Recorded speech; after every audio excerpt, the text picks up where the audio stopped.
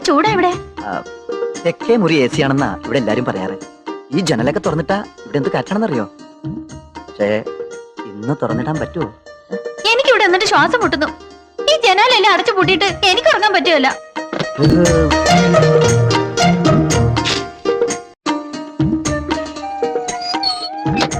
ഒരു table fan എങ്കിലും arrange ചെയ്ത് വെച്ചൂടായിരുന്നോ? അയ്യോ, ഞാനത് ഓർത്തില്ല. നാളെ തന്നെ എന്ത് വേണമെങ്കിലും അറേഞ്ച് ചെയ്യാം. ഫസ്റ്റ് നൈറ്റിന്റെ മൂഡ് കളയാതെ നീ ആ പാല് കുടിച്ച് പതിങ്ങി തന്നെ. അയ്യോ, അങ്ങനെയല്ലല്ലോ, ഞാൻ പകുതി കുടിച്ചിട്ടല്ലേ നീ കുടിക്കേണ്ടത്.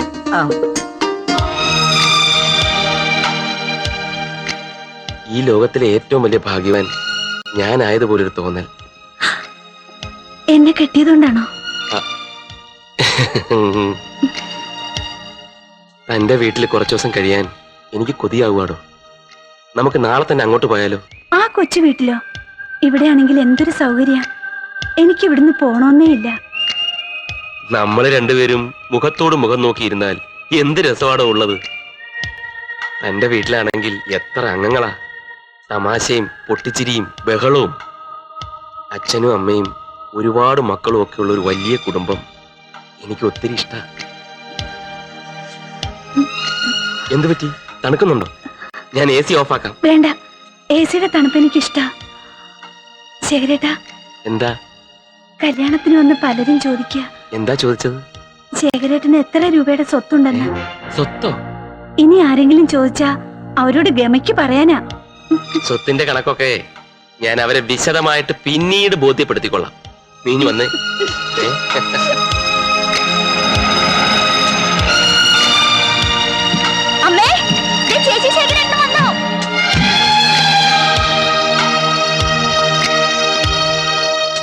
ചേച്ചി, രാവിലെ എല്ലാരും ഒന്ന് കാണണമെന്ന് തോന്നി, ഞങ്ങളിഞ്ഞു പോന്നു. അതിനെന്താ, നിങ്ങൾക്ക് എപ്പ വേണമെങ്കിലും വരാലോ. അയ്യോ ചേച്ചി, അടിപൊളി സാരിയാണല്ലോ. നീ തുടക്കല്ലേ? സാധാരണ കെട്ടിച്ചു വിട്ട മൂന്നാം പക്കം ആരെങ്കിലും ചെന്ന് വിരുന്നിന് കൂട്ടിക്കൊണ്ട് വരിക പതിവ്. അല്ലാതെ പിറ്റേ ദിവസം നേരം പുലരും മുമ്പ് അച്ചുവീട് അന്വേഷിച്ചു വരുന്ന ആണുങ്ങളെ ഞാൻ കണ്ടിട്ടില്ല. അച്ചു വീട് വിരുന്ന്, നീ ആരുടെ കാര്യം പറയുന്നത്? എന്താ രണ്ടുപേരും കൂടി മുറിക്കാതിരുന്ന ഒരു സംസാരം? നീ എന്താ, നീ മാത്രമല്ലോ? ഞാൻ മാത്രല്ല, ചേട്ടനുണ്ട്. ഞങ്ങക്ക് രാവിലെ ഇങ്ങോട്ട് പോരണമെന്ന് തോന്നി. ഞങ്ങളുടെ നാട്ടു നടപ്പനുസരിച്ച് കൂട്ടിക്കൊണ്ടു പോകാൻ വീട്ടിൽ നിന്ന് ബന്ധുക്കൾ ആരെങ്കിലും വരും, എന്നിട്ടേ ചെല്ലൂ. ഞങ്ങൾ അതൊന്നും നോക്കില്ല. സ്വന്തം വീട്ടിൽ വരുന്നതിന് എന്ത് നാട്ടു നടപ്പ് നോക്കാനാ? എന്താ ഇന്നലെ ഉറങ്ങിയില്ലേ? ഓ, നിങ്ങളൊക്കെ ഇവിടെ എങ്ങനെയാ കഴിഞ്ഞുകൂടണേ? കാറ്റും വെളിച്ചം കടക്കാത്ത ഈ കുടിസ് റൂമില് ഞാൻ ഒരുപോലെ കണ്ണടച്ചിട്ടില്ല. ഞാനും. എന്താ ഈ എ സിയുടെ തണുപ്പ്? സത്യത്തിൽ ജലദോഷം പിടിച്ചു. അത് എ സി റൂമിൽ താമസിച്ച് പരിചയമില്ലാഞ്ഞിട്ടാ. ആഹാ, രണ്ടുപേരും കൂടി സംസാരിച്ചോണ്ട് നിൽക്കുക. കാപ്പി എടുത്ത് വെച്ചിട്ടുണ്ട്, വാ. ആ ചേട്ടത്തി ചെല്ല്, ഞാൻ സാറിനെ വിളിക്കാം. സാറോ? ഞാനത് ഓർത്തില്ല. എല്ലാരും പുള്ളിക്കാരനെ അങ്ങനെയാ വിളിക്കാറ്. പ്രഭാവതി വിളിച്ചത് ആ പഴയ സ്നേഹയാണെന്നുള്ള ഓർമ്മയില്ല അല്ലേ? ഭാര്യയാണെന്ന് എപ്പോഴും വിശ്വസിക്കാൻ പറ്റണില്ല. പ്രേമൻ എന്തിയെ? നിന്റെ പ്രേമനും ഇവളുടെ സാറും ഒക്കെ അവിടെ ഉണ്ട്. രണ്ട് പെണ്ണുങ്ങൾ കൂടിയാ പിന്നെ സംസാരിക്കാൻ ഉള്ളി പൊളിക്കുന്ന കാര്യം മതി. എന്താ രണ്ടുപേരും? ഒന്നുമില്ല, എനിക്കറിയാൻ മേലാത്ത കുറെ കാര്യങ്ങള് ചേട്ടത്തി ഓർമ്മപ്പെടുത്തുകയായിരുന്നു. ഈ ചേട്ടത്തി എന്ന വിളി ഒന്ന് ഒഴിവാക്കാവോ? പ്രഭയേക്കാൾ പ്രായക്കൂടുതലൊന്നും എനിക്കില്ല. നാട്ടു നടപ്പനുസരിച്ച് ചേട്ടന്റെ ഭാര്യയെ ചേട്ടത്തിന്നാ വിളിക്കാറ്. ഇഡലിയോ? ഇതെനിക്കിഷ്ടമല്ല. ബ്രേക്ക്ഫാസ്റ്റും ബ്രെഡ് ടോസ്റ്റും പുൾസയും എനിക്ക് നിർബന്ധ. മോളത് നേരത്തെ പറഞ്ഞിരുന്നെങ്കിൽ അതും കൂടി കരുതിയെന്നെ. എനിക്കും രാവിലെ ഇഡ്ഡലി ഇഷ്ടമല്ല.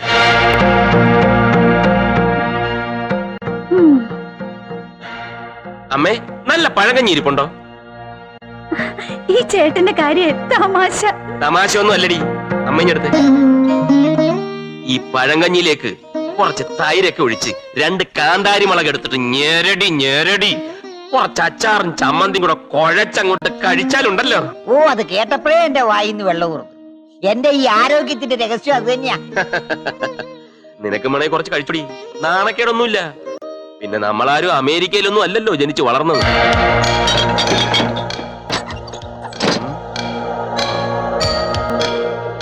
അല്ല, പ്രേമേന്ദ്രൻ ഇഡ്ഡലിയാണോ അതോ പഴങ്കഞ്ഞിയാണോ? ഞാനിപ്പോ വരാം. ആ, നീ കണ്ടോ, ചേട്ടത്തിക്ക് ഫീൽ ചെയ്തിട്ടുണ്ട്. ഓ, ആ പഴങ്കഞ്ഞി എത്തിയല്ലോ. ഇങ്ങോട്ട് വെച്ചോളൂ, ഇങ്ങോട്ട് വെച്ചോളൂ. ആ, എന്താ അവന്റെ ഒരു സ്റ്റൈല്. അയാളെ പഴങ്ങഞ്ഞു കുടിച്ചിട്ടായിരിക്കും വളർന്നത്. ഞാൻ അങ്ങനെയല്ല, നല്ല ഭക്ഷണം കഴിച്ചു തന്നെയാ. നീ ഒന്ന് പതുക്കെ പറ. ദേ, എനിക്കാരും പേടിക്കേണ്ട കാര്യമില്ല.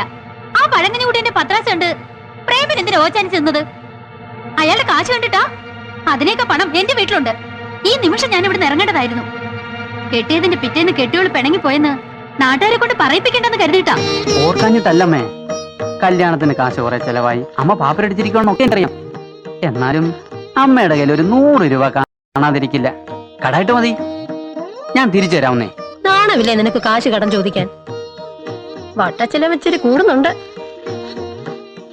ആ, പെൻഷൻ കിട്ടട്ടെ, തരാം. എങ്കിൽ പിന്നെ വേറെ എവിടെയെങ്കിലും കിട്ടുമെന്ന് നോക്കാം. ശ്രമിക്കണം. 1-2 തവണ ജോലിക്ക് ശ്രമിച്ച് കിട്ടിയില്ലെന്ന് കരുതി നിരാശനാവരുത്. പരിശ്രമം ചെയ്യുകിൽ എന്തിനേയും കരസ്ഥമാക്കാൻ കഴിവുള്ളവണ്ണം ദീർഘങ്ങളാം കരങ്ങളെ നൽകി മനുഷ്യനെ പാരിലേക്ക് അയച്ചത് ഈശ്വരൻ. കേട്ടിട്ടില്ലേ? പല വാതിലുകൾ മുട്ടുമ്പോൾ ഏതെങ്കിലും ഒന്ന് തുറക്കാതിരിക്കില്ല. Try again. അത്യാവശ്യം വട്ടച്ചെലവിന് ഇത് കയ്യിലിരിക്കട്ടെ. ഏയ് വേണ്ട. അതിനെന്താ, എന്നെ ഒരു അന്യനായിട്ടാ കരുതിയത്? വെച്ചോളൂ. ഇന്ന് വരെ ചോദിക്കാതെ ആരും എനിക്കൊന്നും തന്നിട്ടില്ല. ഇതേവരെ ചോദിക്കാനോ കൊടുക്കാനോ എനിക്കാരും ഉണ്ടായിട്ടില്ലല്ലോ. പറ്റുമെങ്കിൽ എനിക്കൊരു ജോലി ശരിയാക്കി തരുമോ?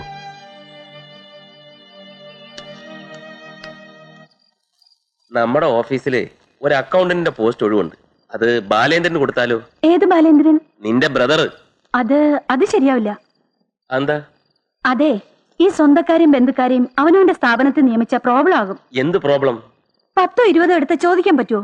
10-20 എടുത്താ എന്തിനാ ചോദിക്കുന്നത്? പോട്ടെ എന്ന് വിചാരിക്കണം. 20,000-30,000 ആയാലോ? അത് പ്രോബ്ലം ആവും. അതാ ഞാൻ പറഞ്ഞത്. പിന്നെ ഒരു കാര്യം, സ്വന്തക്കാരായാലും വീട്ടുകാരായാലും നിർത്തേണ്ടടുത്ത് നിർത്തിയാലേ ശേഖരേട്ടന് റെസ്പെക്ട് കിട്ടൂ.